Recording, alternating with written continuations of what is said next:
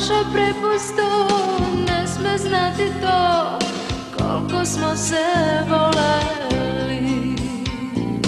Otišli su drugovi, sve sa sobom odneli.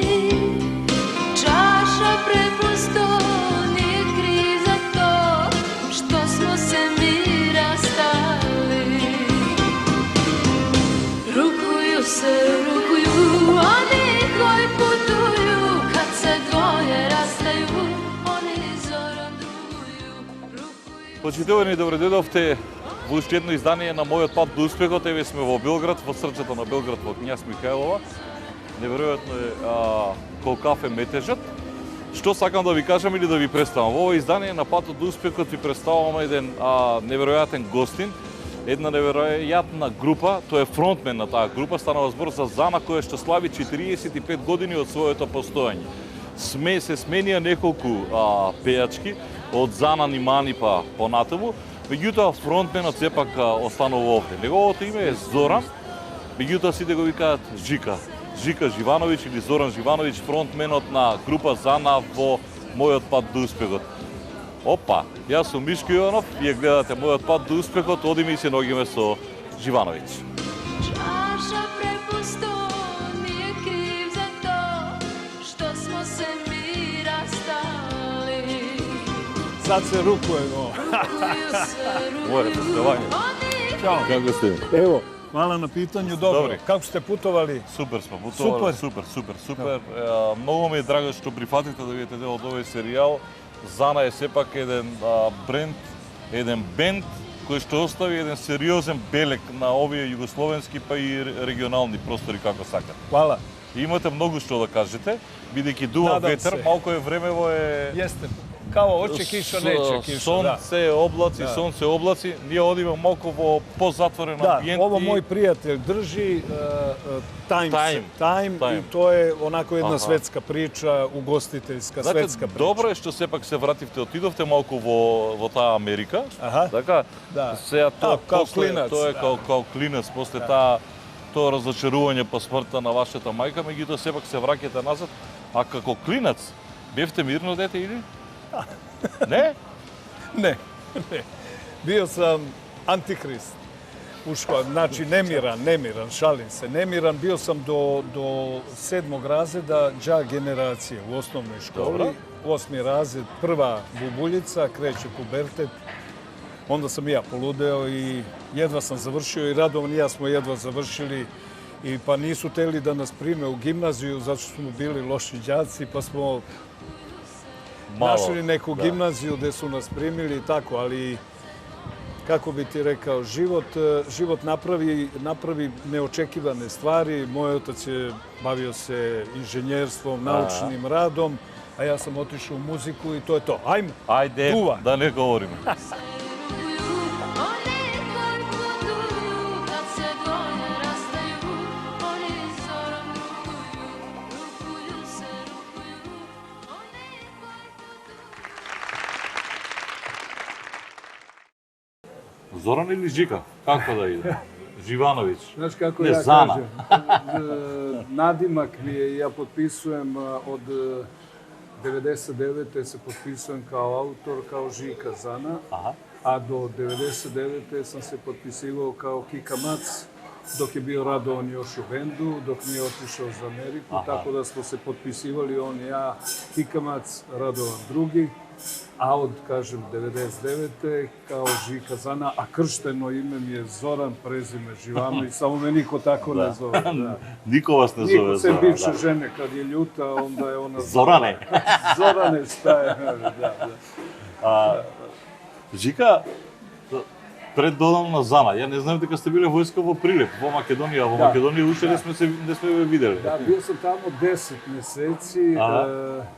Radovan je bio 10 meseci u Skoplju je služio, Igor, gitarista, je bio u Skoplju, tako da je većina Zane, basista, pokojni Cajger, koji je posle postao direktor Knjaz Miloša, on je isto bio, on je bio u Bitolju. Svi ste u Македонија? Svi. svi. И данас, Заиста, денес за нас слави 45 години, оваа година. Така е. И вас ве нема во Македонија, мислам дека после ова ќе ја има во Македонија, затоа што Зана е еден бенд кој што остави исклучителен белег на југословенската поп, рок, како сакате наречете. Да, па мислим да смо оставили еден добар траг, да смо направили еден озбилjan темелj te muzike uz naravno da ne pominjem Parni Valjak, Riblja Čorba, Bajaga i tako znamo sve te bendove koji su se pojavili 80. Galija. Што е она карактеристично што ја издвои Зана? Da vam kažem nešto, mislim da Zanu je uvek karakterisala dobra muzika, dobre pesme. I nije bilo bitno da li je to pevala Zana Nimani, da li je to Nataša Gajević, Nataša Živković i danas Jelena Živanović i moja supruga. Da. Nije bilo bitno ko to peva. Jelena 35 godina peva u Zani, ona je najduže ostala u bendu i ostaće, mislim da sa njom ću i da završim priču jednog dana. Sve, kako bi vam rekao, samo su pesme bile te koje su ostajale. Grupa muzičara, ekipa muzičara se smenjivala. Radovan i ja smo je osnovali zajedno sa Marinom Tucaković, tačno 1980. godine u Beogradu. Јас сум имал 2 години. Nemoj o godinama. Роден сте во Белград? Da, i četvrta sam generacija rođena Živanovića u Beogradu. Moj otac, deda, pradeda, svi su rođeni bili u Beogradu, tako da spadamo u staru beogradsku porodicu. Добро, ајде малку од тој фамилиарен дел, од каде музиката, со што се занимаваа вашите? Околу тоа воспитување... A ja sam, kad sam završio gimnaziju, zapravo, još u gimnaziji, pošto smo Radovan i ja išli u istu gimnaziju, 11. Beogradsku, tu je išla i Zana Nimani. To nisam znao. I ona je počela da se zabavlja sa Radovanom, postali su momak i devojka. I ja sam, kad sam napunio 18 godina, dobio pasoš i imao sam želju, ostao sam dosta rano bez majke. Imao sam samo 17 godina kad je ona umrla i želeo sam da odem u Ameriku. I otišao sam u Ameriku 75. godine, 75. na 76. i bio sam tamo neki 14-15 meseci, živeo i napravio sam jedan divno putovanje kolima od Clevelanda, od Ohaja, skroz do Floride. I upoznao, u pravom smislu reči, upoznao Ameriku i onu dobru Ameriku i onu lošu Ameriku. Mislim, kao i svaka zemlja ima loše i dobre strane, naravno. Međutim, dobio sam pisma, stalno su mi stizala pisma od Nimanijeve i od Radova. Ajde, maturi, vrati se za jugu da pravimo bend. I ja sam rekao, šta ovi dvoje, kakav bend. Međutim, sticaj okolnosti, meni se Amerika nije dopala kao zemlja. Kao mladom čoveku nije mi se dopala, nije imala onaj fitil da me zapali. I ja sam se vratio za Beograd, seli smo nas troje i kao, ajmo napravimo bend. Zana Nimani će pevati, Radovan je gitarista, ja sam klavijaturista i mi smo to krenuli amaterski. Doveli smo bubnjara, basistu i dobili smo šansu, konkurisali smo u Radio Beogradu da napravimo demo snimke za 2 pesme. I mi, kad smo ušli u taj studio, imali smo 2 pesme koje su bile potpuno kretenske, ni na šta nisu ličile. Jedna pesma, to sam zaboravio, neću je zaboraviti dok sam živ, zvala se Mama hoće tebe u koloru. I to veče, tu noć u studiju, to je ogroman studio 6 Radio Beograda koji je uvezao iz Amerike najnoviji mix pult koji je vredio nešto oko, ja mislim, $1,500. Znači, vrlo ozbiljna oprema, mi klinci uplašeni pod tremom. I ulazi to veče devojka u bundi sa frajerom koji ima kovrđavu kosu, hipi obučen. Ona nosi flašu viskija pod miškom. Jer Marina? Pa, naravno, Marina koja je došla da vidi u drugom studiju je bila Slađana Milošević. Snimala je nešto. Ona je bila i starija, i iskusnija i već je i počela da gradi karijeru. Mi smo bili ono klinci, tek krećemo. I onda je ušla i onako kako šuška kad priča, pitala je snimatelja Bobana Petrovića. Ko su ovi? Ko su ovi, bre, koja je ova debela to peva, ko su ovi, bre, klinci? I onda je on njoj rekao, mi smo se tad zvali Suton. Sultan? Suton. Suton. Suton kao mrak, predveče, da. I ona je slušala tu pesmu i kaže meni, ajde ti i Radovan, dođite sutra u 11 prepodne kući kod mene, evo ti moj broj telefona, htjela bi sa vama da popričam. Mi smo došli wow, pazi, Marina Tucaković nas zove. Sosema neočekovano. Ništa, pa pazi, prvi put. Mi smo mislili da je ona direktor radija, jer je digla noge na mix pult koji košta $1.500 i cirka viski. Pojeo, to samo može direktor radija, kapiraš? Da. Ispostavi se, kaže na snimatelj da je to Marina Tucaković i mi smo došli sutra kod nje. Ona je bila vrlo kratka. Popili smo po rakiju, kafu i ona je rekla ima nešto što se meni sviđa kod vas troje kad vas gledam. Ova mora odmah da smrša, mora se dovede u red. Vas dvojica morate isto to i krenite da radite pesme. Ova pesma što sam čula nema pojma. Ali nešto ima kod vas dvojice što ja osjećam kao da vidim Paul McCartneya i John Lennon. Ja. I sad, znaš, ta vrsta komunikacije, ti komplimenti, znaš, prija. Šta je radio oca? Moj otac je bio, kako bi ti rekao, radio je za vojsku, naučnik. Radio je na tenku M84. Ali ne oficer, nego inženjer. To se zvalo građansko lice na službi u JNA. U JNA. Tako. I on je bio jedan ozbiljan stručnjak, naučnik. Ja ništa od njega nisam nasledio, nažalost. Ne umem sjelicu da zavrnem kad treba, ali dao mi je Bog neki drugi talent. Tako je. I mi smo kući kod mene, pošto sam ja uvijek živeo sam, uglavnom, i ona je kuvala, svaki dan je dolazila kući kod mene. Dođe u 11 prepodne, ona uđe u kuhinju, pravi klopu. Koji? Marina.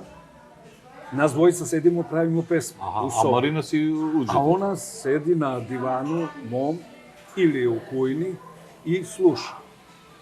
I mi smo pravili dnevno po jednu pesmu, po dve dnevno. Radili smo kao nenormalno, kao da smo na nečemu. Ona je samo ovako. Ovo mi se ne dopada, ovo je do jaja, ovo mi se sviđa, ovo čuvamo, ovo je dobro, ovo je katastrofa. I pravila je selekciju svega što je se dopada, odmah je pravila. I mi smo ostavljali, to se tad radilo na kasete, ja sam imao neki Grundig kasetofon, uključimo se, pevamo Radovan i ja, to je teško bilo slušati, pošto nismo pevači, ali kako bi ti objasnio, ona je volela na to i decenijama kasnije tražila je samo nas dvojica da pevamo demo, da bi ona na to mogla da radi tekst. I jednog momenta mi uradimo pesmu, ona počinje da piše tekstove za to što je se sviđa. I napravi pesmu nastavnice, koja je imala onaj refren čuveni šta bi mi, škole šta bi mi, šta bi mi. I napravi, treba znanje za obrazovanje, to sve i kaže idemo sad u PGP da nosimo pesmu. Mi odemo u PGP, sačekao nas pokojni Đorđe Debač, kaže, znate, dečaci, nije ovo loše, ali ajde dođite za 1 godinu dana pa ćemo da vidimo. Radite. To je kao da ti je rekao, aj klinci, palite, paljba, niste vi za nas. I Marina je tu popizde. Znači, poludeo. Kako im se ovo ne sviđa, ovo je svetska priča, ovo, ono. Idemo za Zagreb. Zove Škaricu, koji je tada bio muzički urednik u Jugotonu. I mi sednemo, pošto ona i ja se plašimo aviona, sednemo u voz. Klackali smo se, ja mislim, 8 sati do Zagreba, popili smo ceo vagon bar. Sve što je bilo, sve smo nas troje popili. Zezali se uspod, pričali, pravili smo planove. Šta ćemo mi sve da napravimo, kako ćemo da razbijemo pop muziku u Jugi, da ćemo biti najjači, najbolji. To je entuzijazam koji je ona nama kao Einšpric, jedan davala, njemu i meni. Jer smo mi bili jako skromni momci koji jesu verovali u sebe kao autore, ali ne toliko da bi postali jednog dana možda i najveći bend, među najvećim bendovima pop rock muzike, pop muzike u Jugoslaviji.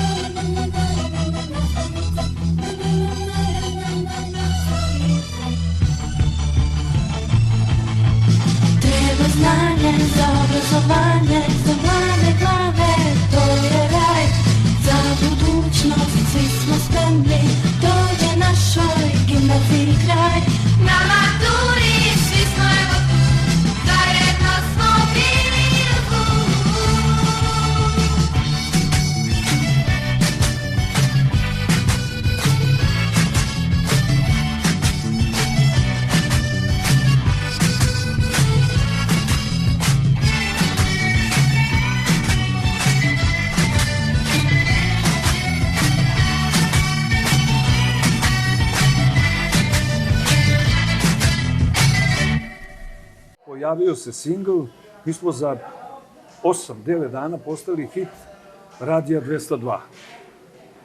Ničim izazvan. Ne možeš ti da sad zoveš Pa nije kako pa danas. da urgiraš. Nije kako možemo mi da danas. pobedimo.